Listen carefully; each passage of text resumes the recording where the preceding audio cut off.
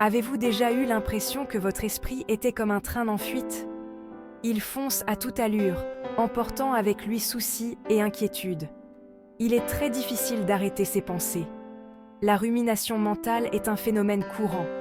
Il est difficile de faire taire ce bavardage incessant dans notre tête. Nous ressassons le passé. Nous rejouons sans cesse des conversations et des décisions.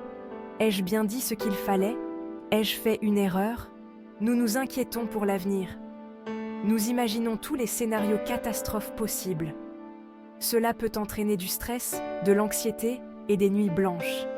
La rumination mentale peut nous piéger dans un cercle vicieux de négativité. Elle nous maintient dans un état de problème. Nous passons tellement de temps à penser à ce qui ne va pas que nous en oublions de vivre le moment présent. Trop réfléchir peut également rendre la prise de décision difficile. Nous sommes tellement occupés à analyser chaque aspect que nous nous retrouvons paralysés par l'indécision. Nos cerveaux sont faits pour penser. C'est ainsi que nous traitons les informations et que nous donnons un sens au monde qui nous entoure. Mais parfois, nos cerveaux s'emballent. Lorsque nous ruminons, notre cerveau libère des hormones du stress, comme le cortisol. Ces hormones peuvent être utiles à petite dose, mais un excès de cortisol peut être nocif. La rumination mentale peut également entraîner des changements dans notre cerveau. Elle peut entraîner un rétrécissement du cortex préfrontal, la partie du cerveau responsable de la prise de décision et de la régulation émotionnelle. Ce rétrécissement peut rendre encore plus difficile le contrôle de nos pensées et de nos émotions. La rumination mentale chronique est liée à l'anxiété et à la dépression. Il est essentiel de trouver des moyens sains de gérer nos pensées. Nous devons sortir du cercle vicieux de la rumination mentale. Voici Sarah, une jeune femme active qui s'inquiétait constamment de ses performances professionnelles. Elle passait des heures à repasser les réunions dans sa tête, analysant chaque mot prononcé.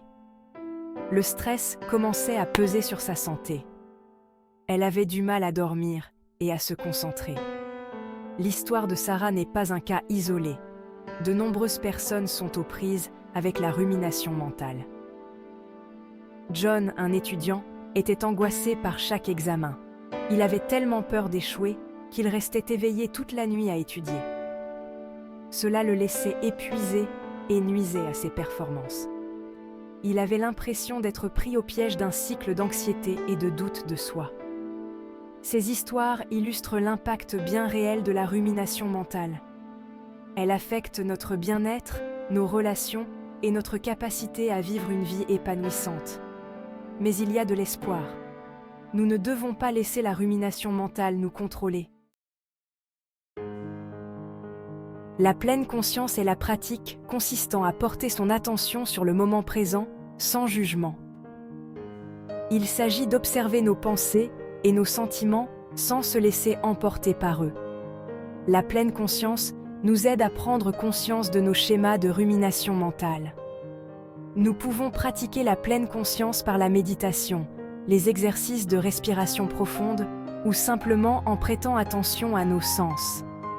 Portez attention aux sights, aux sons, aux odeurs et aux sensations qui vous entourent. Concentrez-vous sur votre respiration. Lorsque nous pratiquons la pleine conscience, nous créons un espace entre nos pensées et nos réactions. Nous apprenons à observer nos pensées sans nous y attacher, sans nous laisser entraîner par elles.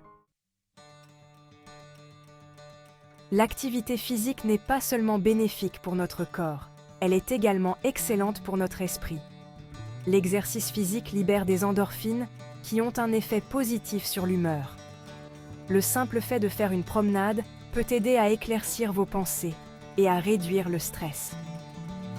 Trouvez une activité que vous aimez, que ce soit courir, danser, nager ou faire de la randonnée.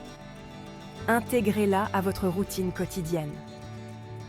Lorsque vous pratiquez une activité physique, votre attention se porte sur votre corps et ses mouvements. Ce changement de focus peut calmer le bavardage mental. l'exercice physique peut vous aider à vous sentir plus ancré et présent dans votre corps. Le perfectionnisme est l'une des principales causes de rumination mentale. Nous essayons d'être parfaits dans tout ce que nous faisons. Nous nous fixons des attentes irréalistes. Cela crée une peur de l'échec. Il est important de se rappeler que personne n'est parfait. Nous faisons tous des erreurs. C'est ainsi que nous apprenons et que nous grandissons. Acceptez vos imperfections. Considérez les erreurs comme des occasions d'apprendre et de grandir. Remettez en question votre besoin de perfection. Concentrez-vous sur le progrès et non sur la perfection. Célébrez vos réussites, aussi petites soient-elles. Nos pensées ne sont que des pensées. Ce ne sont pas des faits.